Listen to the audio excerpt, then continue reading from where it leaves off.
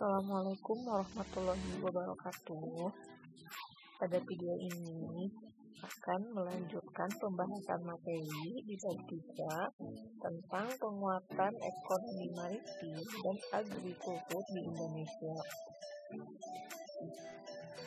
Terdapat 3 submateri dalam penguatan ekonomi maritim dan agrikultur di Indonesia.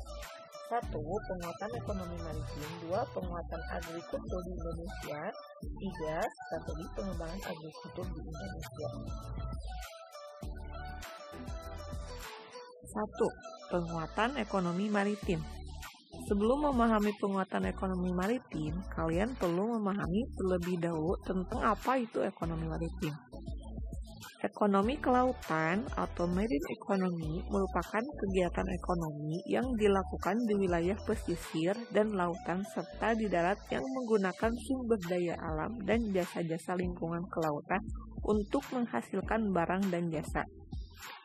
Ekonomi maritim atau maritime economy merupakan kegiatan ekonomi yang mencangkup transportasi laut, industri galangan kapal, dan perawatannya, pembangunan dan pengoperasian pelabuhan beserta industri dan jasa terkait. Berdasarkan kedua pengertian di atas, kesamaannya adalah keduanya sama-sama bertujuan untuk meningkatkan kesejahteraan umat manusia. Dalam aktivitas ekspor dan impor diperlukan barang atau jasa sebagai komoditas perdagangan antar negara. Untuk mendukung ketersediaan komoditas perdagangan antar negara atau internasional, perlu upaya peningkatan ekonomi maritim, sebab sektor ini merupakan unggulan yang dimiliki Indonesia. Upaya peningkatan ekonomi maritim yang meliputi 1. Potensi maritim Indonesia. Sumber daya alam yang besar dan letaknya strategis berada di persilangan Samudra Hindia dan Samudra Pasifik serta posisi Indonesia sebagai negara kepulauan terbesar di dunia seharusnya menjadi kekuatan penting yang dapat dimaksimalkan pengembangannya. Banyak kekayaan yang terkandung di laut secara utuh baik di dalam, di dasar maupun di atas permukaan laut merupakan potensi ekonomi yang mampu memberikan kontribusi nyata bagi perekonomian nasional. 2. Hambatan pembangunan ekonomi maritim. Dengan kekayaan laut yang sangat banyak, ironisnya pembangunan ekonomi nasional masih belum memberikan dampak positif yang kuat terhadap kesejahteraan masyarakat. Gambaran nyata kondisi ini sejalan dengan pengelolaan sektor kelautan belum digarap dengan penuh perhatian dan kemauan.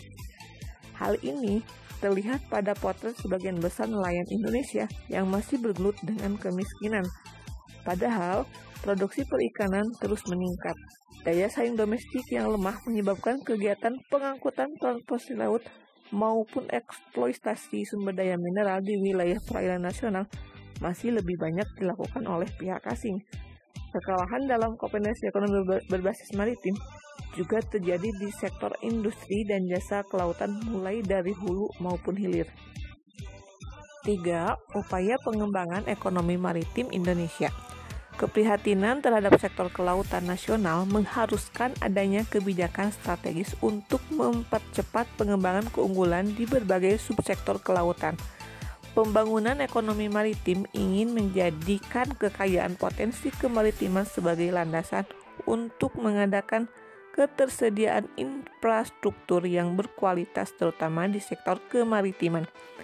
Dengan demikian, iklim bisnis dan investasi maritim yang baik akan berkembang. Pembangunan ekonomi maritim akan membawa industri pada kebutuhan akan sumber daya manusia kemaritiman dan inovasi teknologi yang berbasis pada pendidikan kemaritiman yang unggul dan modern. Jika proses ini dapat berlangsung, maka pembangunan ekonomi maritim dipastikan akan dapat membawa masyarakat ke arah kemakmuran. Pembangunan di bidang kelautan diarah untuk mencapai 4 tujuan, yakni A. Pertumbuhan ekonomi tinggi secara berkelanjutan. B. Peningkatan kesejahteraan seluruh pelaku usaha khususnya para nelayan, pembudidaya ikan, dan masyarakat kelautan lainnya yang berskala kecil. C. Terpeliharanya kelestarian lingkungan dan sumber daya kelautan. D. Menjadikan laut sebagai pemersatu dan tegaknya kelautan bangsa.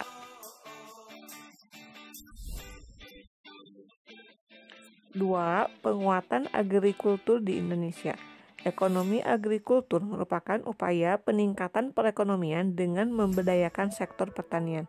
Agrikultur merupakan kegiatan pemanfaatan sumber daya hayati yang dilakukan manusia untuk menghasilkan bahan pangan, bahan baku industri, sumber energi, atau untuk mengelola lingkungan hidupnya. Kegiatan pemanfaatan sumber daya hayati yang termasuk dalam agrikultur biasanya dipahami orang sebagai budidaya tanaman, bercocok tanam, atau pembesaran hewan ternak. Agrikultur dapat pula berupa pemanfaatan mikroorganisme dan bioenzim dalam pengolahan pupuk lanjutan seperti pembuatan keju dan tempe atau sekedar ekstraksi semata seperti penangkapan ikan atau eksploitasi hutan. Upaya peningkatan perekonomian sebaiknya diusahakan dengan peningkatan berbagai sektor, salah satunya dari sektor agrikultur atau pertanian. Setelah memahami tentang makna agrikultur, kalian perlu memahami tentang satu, potensi agrikultur di Indonesia. Indonesia sebagai salah satu negara yang termasuk dalam wilayah tropis memiliki potensi pertanian yang sangat baik. Salah satu produk pertanian Indonesia yang berpotensi menjadi andalan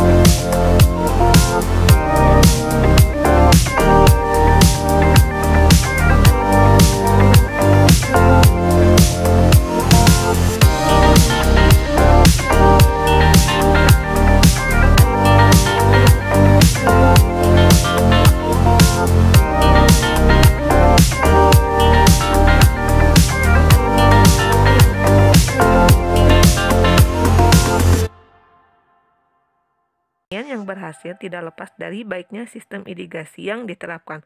Oleh karena itu, pemerintah mengusahakan keterjaminan ketersediaan air untuk pertanian dengan perbaikan atau pengadaan irigasi yang baik. Pembukaan lahan baru.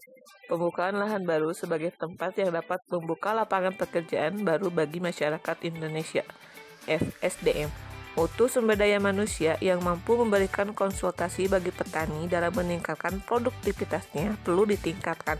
Hal ini merupakan bentuk dukungan bagi petani untuk tetap mempertahankan usahanya di sektor pertanian.